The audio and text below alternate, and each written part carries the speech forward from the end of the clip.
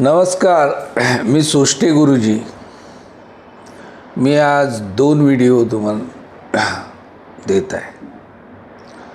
एक आहे घोड्याची नाळ आणि दुसरा आहे पांढरीची काठी. तर दोन्ही दृष्टबाधेवरच्याच गोष्टी आहेत. आता पूर्वेतिहास सांगायचं म्हणजे माझे ज्योतिषशास्त्राचे सुमारे 150 व्हिडिओ तुम्ही यूट्यूबवर पाहिले असाल. यातून मी निरनिराळ्या विषयावर माहिती दिलेली आहे. उपायतंत्रावर जास्त भर दिलेला आहे. तर आज आपण पहिला व्हिडिओ सुरू करू. पांढरीची काठी. पांढरीची काठी ही एक वनस्पती आहे. तुम्ही यूट्यूबवर गेलात आणि पाहिलं तर पांढरीच्या काठीचं झाड तुम्हाला पाहायला मिळेल. ही पांढरीची काठी जी आहे तिचं वैशिष्ट्य म्हणजे दृष्टबाधा नाहीशी होणं. करणी वगैरे कशी होत असेल तर ती नाहीशी करणं. तसंच संरक्षण आणि उन्नतीसाठी, आर्थिक स्थितीसाठी सुद्धा या काठीचा वापर होतो.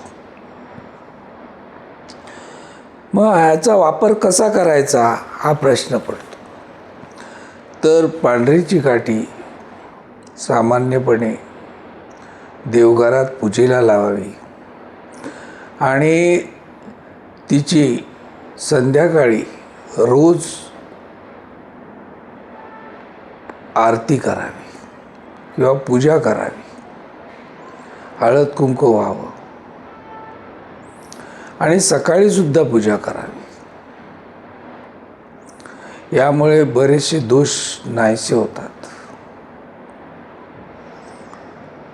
पूर्वीचे ऋषीमुनी काय करीत की त्यांच्या तपश्चर्येमध्ये काही अडचणी येऊ नयेत म्हणून इस्त्रपासून संरक्षण व्हावं म्हणून पांढऱ्या काठीच्या वनस्पतीचं कुंपण ते स्वतःभोवती करत असत व मध्ये बसत असत. त्यामुळे इस्त्रपशू त्यांच्यापासून लांब राहत. तर असा पूर्वे इतिहास आहे. तर पांढरीच्या काठीचा एक वापर तुम्हाला मी सांगितलं की देवघरात ठेवावी.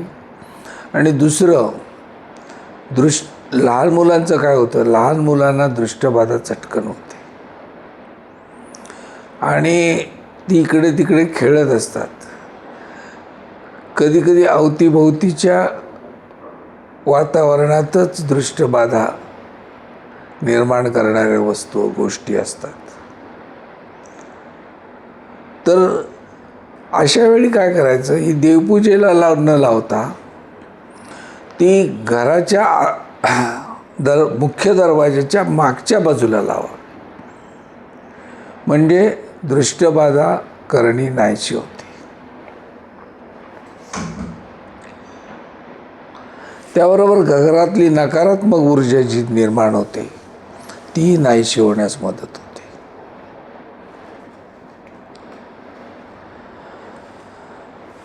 आता ताबडतोब काही स्थित्यंतर ज्यावेळी होतात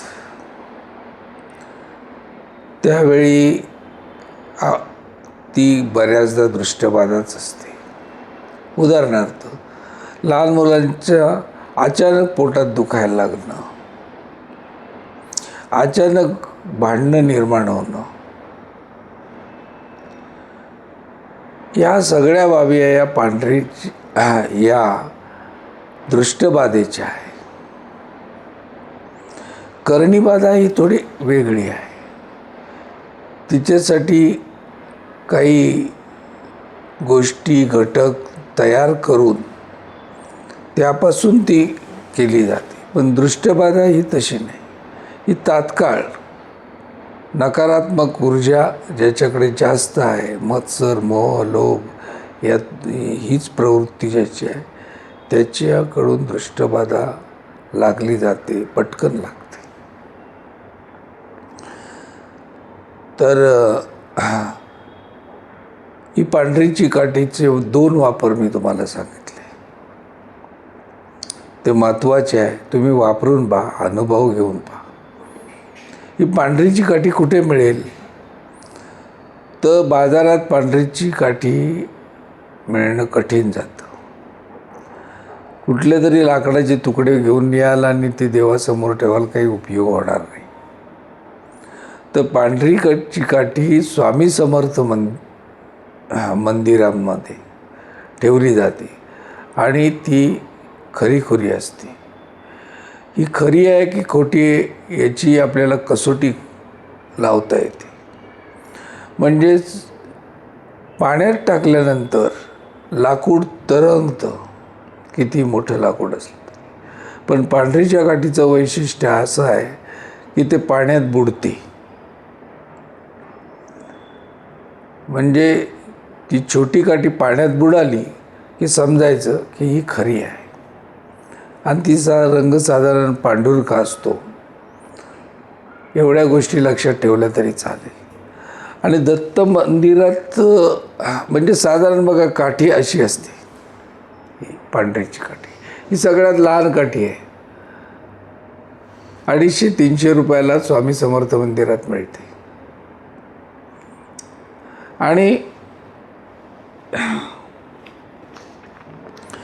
आणि जर का तुम्हाला मिळायला काही अडचण असेल तर मी माझा फोन नंबर देतो, त्यावर संपर्क करा.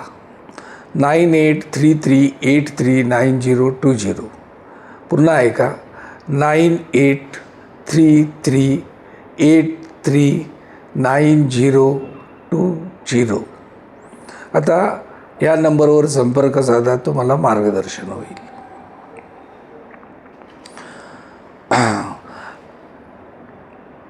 हा व्हिडिओ जर तुम्हाला आवडला तर लाईक, शेअर, सबस्क्राईब करा. धन्यवाद.